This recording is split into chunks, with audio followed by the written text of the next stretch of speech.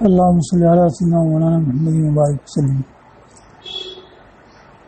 جب آیت کریمہ نازل ہوئی انکم وما تعبدون من دون اللہ حسب جہنم انتم لہا واردون، اور اس کو سرکار نے تلاوت کیا تو صنادید قریش کے سامنے، یعنی سرداران قریش کے سامنے، تو انہوں نے کہا کہ شتم الالہہ، کہ ہمارے معبودوں کو برا کہا۔ تو عبداللہ ابن زبارہ، زا کو کسرہ بے کو فتح، عبداللہ ابن زبارہ نے کہا کہ میں خصومت کروں گا اس معاملے میں۔ تو یہ گفتگو کی کہ خالی یہ ہمارے لیے یا اوروں کے لیے بھی ہے۔ تو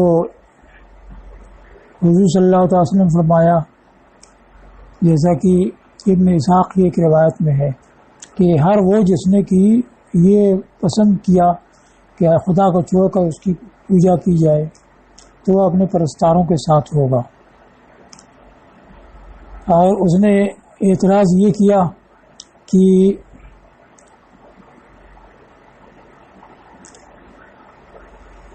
ملائکہ نے، یہ بنی خزاعہ نے ملائکہ کی کو بنات اللہ کہا، عزیر یہ یہود نے حضرت عزیر کو ابن اللہ کہا، اور نصارہ نے حضرت عیسیٰ کو ابن اللہ کہا، وہ ان کی پرستش کرتے ہیں۔ تو کیا یہ لوگ یعنی ملائکہ اور حضرت عزیر حضرت عیسیٰ یہ بھی جہنم میں ہوں گے؟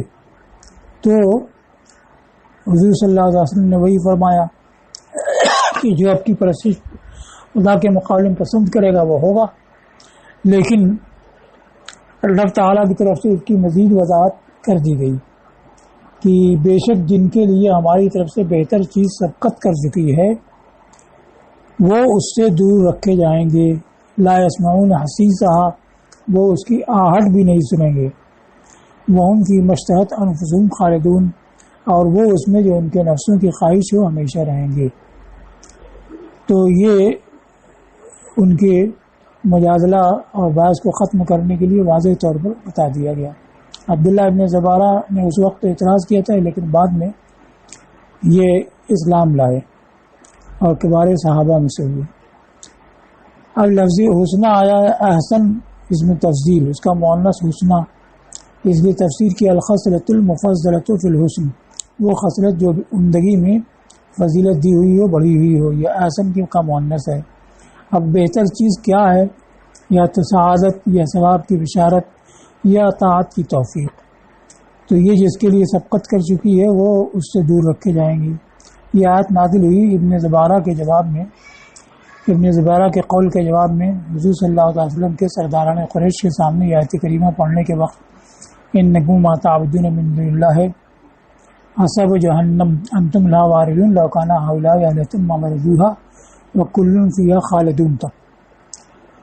تو کیا کہا؟ الیس الیہود، کیا یہود نے عزیر کی پرستش نہیں کی، اور نصارہ نے مسیح کی، اور بنی ملیح نے ملائکہ کی؟ اولاً تو یہ اعتراض وارد نہیں ہوتا تھا کیونکہ ما تعبدون فرمایا گیا، اور ما جو ہے غیر عاقل کے لیے ہوتا ہے، اور یہ عقلا ہے تو عقلا اس میں داخل ہی نہیں ہوئی۔ لیکن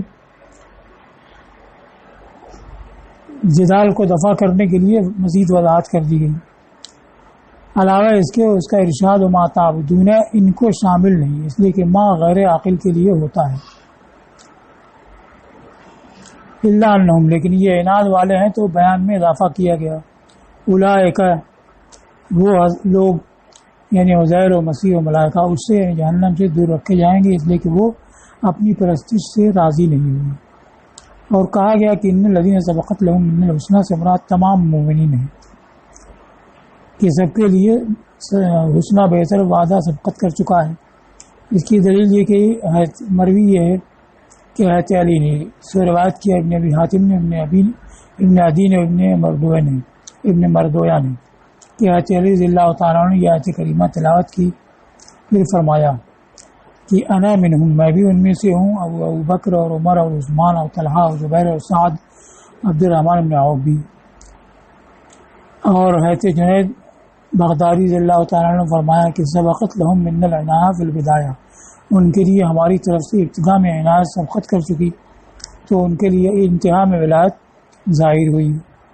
لا یسمعون حسیسا، حسیس کیا؟ صوتها الذی یحس وحرکت تلہ بہا، اس کی وہ آواز جو محسوس ہو اور اس کی لپٹ کی حرکت، بھئی آہٹ نہیں سنیں گے، اور یہ اس سے دور رکھے جانے میں مبالغہ ہے، یعنی اس کے قریب ہی نہیں ہوں گے کہ اس کی آواز کو اور اس کے اندر کے لوگوں کی آواز کو سنیں، اور وہ جو جس میں کہ ان کے نفس نعیم اور آسائش کی خواہش کریں ہمیشہ رہیں گے، برقرار ہوں گے۔ اور شہوت کا معنی طلب النفس اللذت، نفس کا لذت چاہنا، بڑی گھبراہٹ ان کو رنجیدہ نہیں کرے گی۔ لا يحزنهم الفزع الاکبر، تو فزع اکبر سے بنا نفخہ اخیرہ، دوسری بار سور کا پھونکا جانا۔ تتلقى مانا تستقبل ہو، ملائکہ ان کا استقبال کریں گے۔ ھذا یومکم، یعنی یہ کہتے ہوئے کہ یہی ہے تمہارا دن جس سے تم سے وعدہ کیا جاتا تھا۔ تتلقى کی تفسیر کی تستقبلهم الملائکۃ مہنئین علی ابواب الجنہ، کہ ملائکہ ان کا استقبال کریں گے جنت کے دروازوں پر تہنیت اور مبارکباد پیش کرتے ہوئے، یہ کہتے ہوئے کہ ھذا یومکم الذی کنتم توعدون، یعنی یہی ہے تمہارے ثواب کا وقت جس کا تم سے تمہارے رب نے دنیا میں وعدہ کیا تھا۔ یوم نطوی السماء کطی السجل للکتب، یوم مضاف نطوی مضاف ہے، اب مضاف مل کر کے معمول ہوگا کسی کا، تو عامل کون ہے؟ تو یہ اس کو بتایا کہ عامل یوم نطوی میں لا یحزنہم ہے، کہ ان کو بڑی گھبراہٹ رنجیدہ نہیں کرے گی جس دن کے ہم آسمان کو لپیٹیں گے۔ یہ تتلقى ہے کہ ملائکہ ان کا استقبال کریں گے جس دن کے ہم آسمان کو لپیٹیں گے۔ اس میں دوسری قرات ابو جعفر یزید کی ہے، تطوی السماء، جس دن کی آسمانوں کو لپیٹا جائے گا، آسمان کو لپیٹا جائے گا۔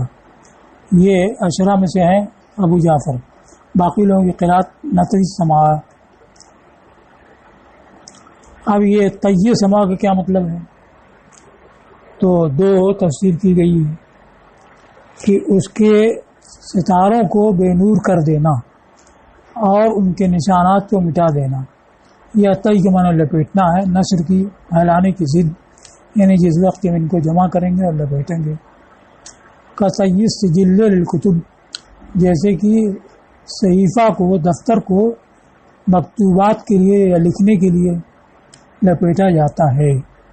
یہاں دو قرات للکتب اور للکتاب، تو للکتاب جو واحد ہے تو کتابت مصدر کے معنی میں ہے۔ تو ہوتا یہ تھا کہ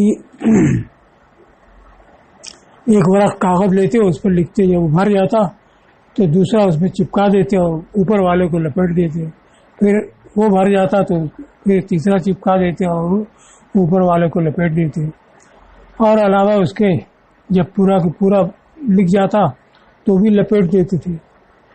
تو تشبیہ دی گئی ہے کہ جیسے کہ صحیفہ کو مکتوبات کے لیے یا لکھنے کے لیے لپیٹا جاتا ہے، ویسے آسمان کو لپیٹا جائے گا۔ للکتب جمع کے ساتھ امام حمزہ اور علی اور حفص کی قرات ہے، اور باقی لوگوں کی للکتاب۔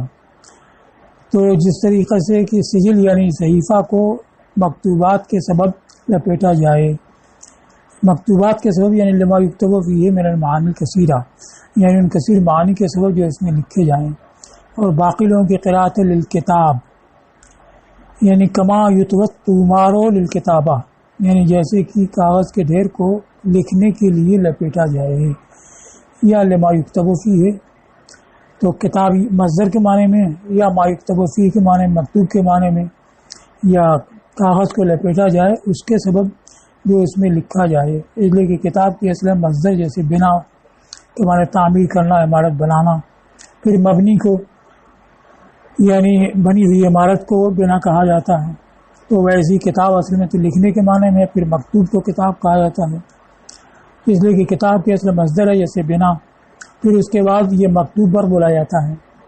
یہ ایک تفسیر ہو گئی۔ قیلہ سے بیان کیا ہے کہ کہا گیا ہے کہ سجل ایک فرشتہ ہے جو بنی آدم کے نام اعمال کو لپیٹتا ہے، جبکہ اس کی طرف نام اعمال بلند کیے جاتے ہیں۔ دوسرا قول کہ ایک کاتب ہے جو رسول اللہ صلی اللہ علیہ وسلم کا ایک کاتب ہے، تو اب اس دوسرے اور تیسرے قول پر مطلب یہ ہوگا کہ جیسے سجل فرشتہ یا سجل کاتب کتابوں کو یعنی مکتوبات کو لپیٹے تو تئی مصدر کی اضافت فاعل کی طرف ہوگی سجل کے لپیٹنے کی طرح۔ اور پہلے میں جب کہ سجل سے مراد دفتر ہو تو جیسے کہ دفتر کو مکتوبات کے لیے یا لکھنے کے لیے لپیٹا جائے تو مصدر کی اضافت مفعول کی طرف ہوگی۔ اس کو کہا ہے کہ اعلیٰ والکتاب و اعلیٰ حضا، جبکہ سجل سے فرشتہ یا کاتب مراد ہو تو اس بنیاد پر کتاب اس صحیفہ کا نام ہے جس میں کہ لکھا جائے، اور تئی مصدر یہ مضاف ہوگا فاعل کی طرف، اور پہلی تفسیر پر تئی مصدر مضاف ہوگا مفعول کی طرف۔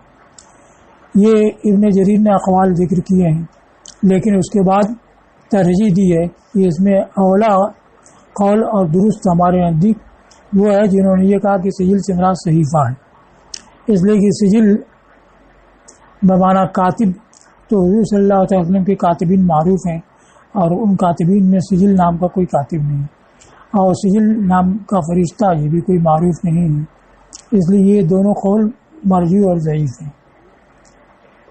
اور اس بارے میں روایت بھی ہے کچھ، تو ان روایتوں کے بارے میں ابن کثیر نے یہ کہا کہ یہ منکر اور ضعیف ہے، اور اپنے شیخ ابو الحجاج مزی سے نقل کیا ہے کہ ایک جماعت نے اس کے موضوع ہونے کی تصریح کی ہے، اور یہ کہا ہے کہ میں نے اس بارے میں ایک جز بھی لکھا ہے، اور یہ ابن جریر کا قول پھر نقل کیا ہے، تو اس کو ضعیف مردود اور ناقابل اعتبار شمار کیا گیا ہے۔ تو صحیح وہی ہے کہ جیسے دفتر کو کتابوں کے لیے یا مکتوبات کے لیے لپیٹا جائے تو ویسے آسمان کو لپیٹا جائے گا، تو یہ معنی تو ظاہر ہے کہ لپیٹنے سے تشبیہ دی گئی ہے، لیکن طیّ سما سے مراد اگر تکویر نجوم ہو یعنی ستاروں کو بے نور کر دینا، نشانات کو مٹا دینا، تو مشابہت کیا ہوگی قصی سجل میں، وجہ شبہ کیا ہوگی؟ تو اب یہ وجہ شبہ ضعیف ہے۔ اب اس میں وجہ شبہ نکالنے ہوگی اخفا، چھپا دینا، کہ جس طریقے سے کہ ستاروں وغیرہ کو بے نور کر دینے سے سب کچھ پوشیدہ ہو جائے گا، تو یہ ایسے ہی ہے جیسے کہ کتابوں کو لپیٹ دینے سے اس کا جو مضمون ہے، اس کی جو باتیں ہیں وہ پوشیدہ ہو جاتی ہیں، تو پوشیدگی کے لحاظ سے مشابہت ہوگی۔